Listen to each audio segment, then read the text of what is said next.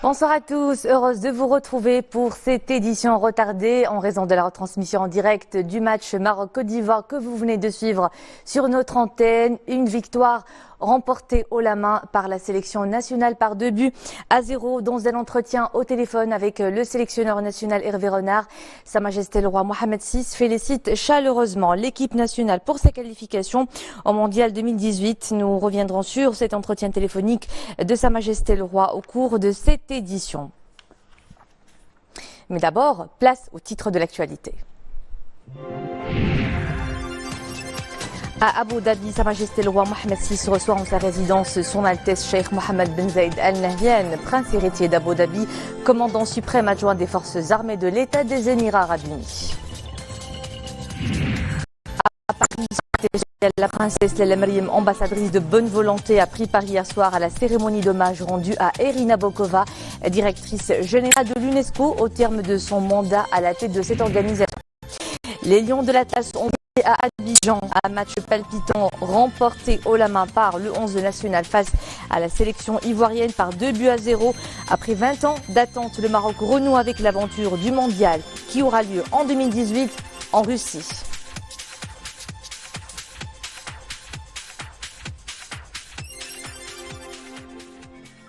Dans le cadre de la visite de travail et d'amitié que Sa Majesté le Roi Mohamed VI effectue aux Émirats Arabes Unis à l'invitation de son Altesse Cheikh Mohammed Ben Zayed Al Nahyan, prince héritier d'Abu Dhabi, commandant suprême adjoint des forces armées de l'État des Émirats Arabes Unis, le souverain a reçu aujourd'hui en sa résidence son Altesse Cheikh Mohammed Ben Zayed Al Nahyan. Mohamed Aitlishkar. Après la rencontre élargie à plusieurs hauts responsables des deux pays, Sa Majesté le Roi Mohamed VI et son Altesse Cheikh Mohammed Ben Zayed Al Nahyan ont eu un entretien en tête-à-tête. Et lors de ces entretiens, Sa Majesté le Roi Mohamed VI et son Altesse Cheikh Mohammed Ben Zayed Al Nahyan ont échangé sur les excellentes relations bilatérales et le partenariat stratégique fort et multidimensionnel qui lie les deux pays, ainsi que sur les liens denses et pérennes de fraternité entre les deux peuples frères. Dans ce cadre, il a été convenu de redynamiser et donner un nouvel élan à la commission bilatérale mixte. Les entretiens entre Sa Majesté le Roi et son Altesse, Cheikh Mohammed Ben Zayed Al Nahyan, ont également porté sur plusieurs questions d'ordre régional et international. Et nous rappelons ce communiqué du ministère de la Maison Royale du Protocole et de la Chancellerie qui précisait que Sa Majesté le Roi effectuera également une visite officielle au Qatar à partir de demain dimanche. Signalons ce message de félicitations adressé par Sa Majesté le Roi Mohamed VI au président de la République de Pologne, Andrzej Sébastien Duda, à l'occasion de la fête nationale de son pays. Message royal similaire au président de la République d'Angola, João Lourenço, également à l'occasion de la fête nationale de son pays. Sa Majesté le Roi a adressé un message de condoléances et de compassion à la famille du résistant Feu Mohamed Issaoui Mestassi, l'un des signataires du manifeste de l'indépendance, décédé jeudi à Meknes. Dans ce message, le souverain dit se remémorer avec considération les qualités du défunt qui était, je cite, un symbole de la résistance et de lutte contre l'occupation, dont le nom restera gravé dans les annales de l'histoire du Maroc, parmi les signataires du manifeste de l'indépendance qui ont consacré leur vie au combat contre l'injustice et le colonialisme. Saluons le patriotisme sincère et le ferme attachement aux constances de la nation et à ses valeurs sacrées. Fin de citation.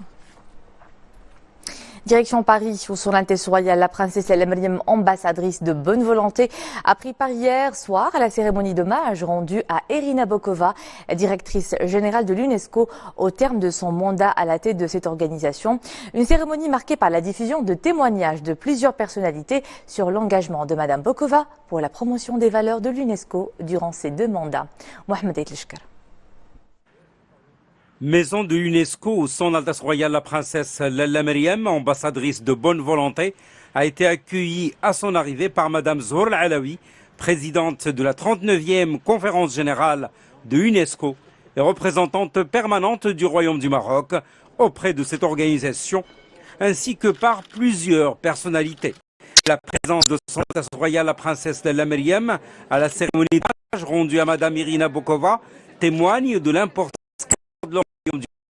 à l'action de cet organisme onusien et à ses nobles missions de préservation du patrimoine de l'humanité et de promotion des valeurs universelles.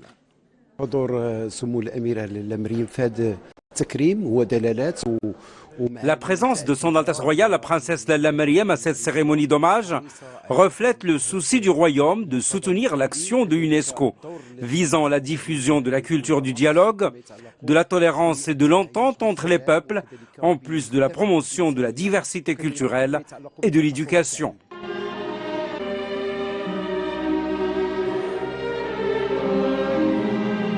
Cette soirée d'hommage a été agrémentée de plusieurs animations musicales et d'une brillante prestation du chanteur marocain Abdelrahim Souiri.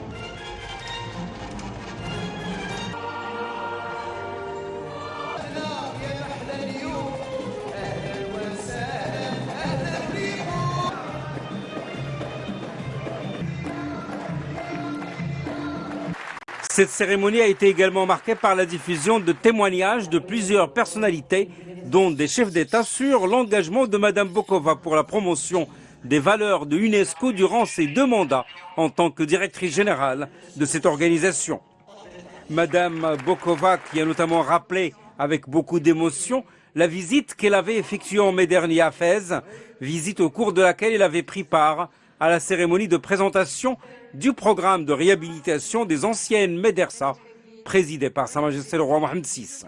Et dans ce travail, on ne sait jamais à l'avance qui sera le moment décisif, la parole ou le geste qui fera la différence. Il faut s'engager totalement, avec tout le monde, à tout moment. Et c'est la leçon que je retiens de ces 8 années. Donc je salue son travail, je salue sa détermination et elle a eu aussi à faire face à des moments de crise, des moments difficiles dans l'organisation. Je suis très fière d'avoir, dans les 4 années qui viennent, à la diriger. Et j'ai été très sensible à la présence de son Altesse royale qui était à la tête de la délégation marocaine aujourd'hui. Parce que le Maroc aussi symbolise ses valeurs. C'est un pays de diversité, de culture plurielle, jusque dans sa constitution. Son Altesse royale, la princesse Lalla Mariam, a également pris part à une réception offerte par la présidente de la 39e session de la conférence générale de l'UNESCO, Mme Zohra Alaoui, en l'honneur de Mme Irina Bokova. C'est le rêve que tout un pays attendait. Le Maroc est enfin qualifié au Mondial de Russie en 2018. Vous l'avez suivi il y a tout juste quelques instants. Le 11 national nous a gratifié d'une brillantissime prestation au stade Félix Houphouët-Boigny à Abidjan. La rencontre avec les éléphants de la Côte d'Ivoire a été passionnante et palpitante. Le match est remporté par 2-0, 2 buts inscrits durant la première mi-temps. Nous vous en parlions au début de cette édition, à l'issue du match qui a donc opposé la sélection nationale à son homologue de Côte d'Ivoire. Sa Majesté le roi Mohammed VI a félicité chaleureusement les membres de l'équipe nationale pour la qualification au Mondial 2018.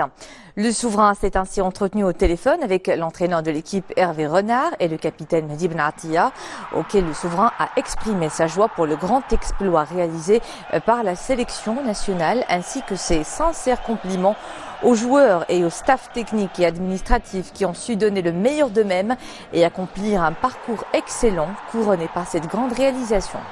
Tout en se réjouissant de la prestation de haut niveau fournie par les joueurs marocains, Sa Majesté le roi a tenu à saluer l'esprit sportif exceptionnel dont a fait montre le public marocain qui a encouragé son équipe avec un enthousiasme sans pareil, donnant la meilleure représentation d'une jeunesse marocaine toujours rayonnante. Le souverain a enfin souhaité une bonne continuation à l'équipe nationale qui a su hisser le drapeau du Maroc et emplir de fierté l'ensemble du peuple marocain.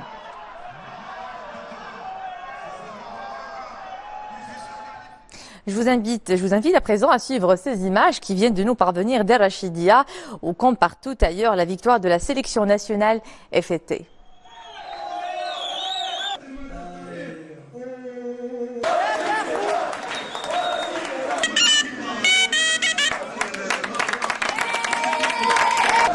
احنا فرحانين اليوم بزاف حيت المغرب غادي يمشي لكأس العالم غادي يفوز ان شاء الله عبد الملك غوص غايطه بزاف الحاله واعره كلشي فرحان وبدينا ان شاء الله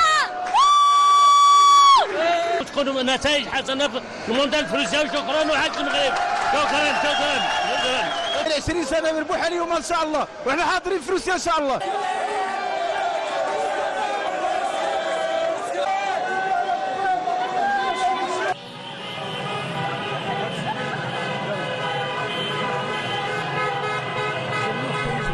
De joie pour célébrer une belle performance et surtout très attendue depuis 2 décennies. Ici, les images du centre-ville de la capitale. Rabat est aussi en effervescence après cette victoire qui nous ouvre les portes du mondial de la Russie en 2018. Cap maintenant sur Tanger, où les travaux de la 10e édition du Forum Médée s'achèvent ce soir. L'événement aura tenu toutes ses promesses. Le think tank est un laboratoire d'idées sur les problématiques du monde. Une panoplie de questions ont été débattues de long en large au fil des panels et autres ateliers. À ce forum, la question des smart cities ou les villes intelligentes a fait débat avec 6 piliers caractéristiques comme la mobilité, l'environnement, le mode de vie et l'organisation. Sur place, c'est un sujet de Sihan Bourkhlifi et Amin Sharqawi avec un récit de Nesser El Hamdawi. Smart City ou ville intelligente, un concept de cité qui allie innovation, technologie et développement durable. Bref, un meilleur cadre de vie pour les citadins. Avec une population de plus en plus jeune, l'Afrique n'hésite pas à sauter le pas vers ce nouveau modèle d'urbanisation, mais un modèle propre au continent. Il faut absolument créer un écosystème qui réfléchit sur quelle est la voie urbaine africaine qui doit être une voie originale. Il n'y a pas de copier-coller. On ne peut pas avoir un modèle qui vienne apporter les réponses. Et ça demande également une réflexion entre la gouvernance des villes et les acteurs privés, les secteurs publics et les citoyens.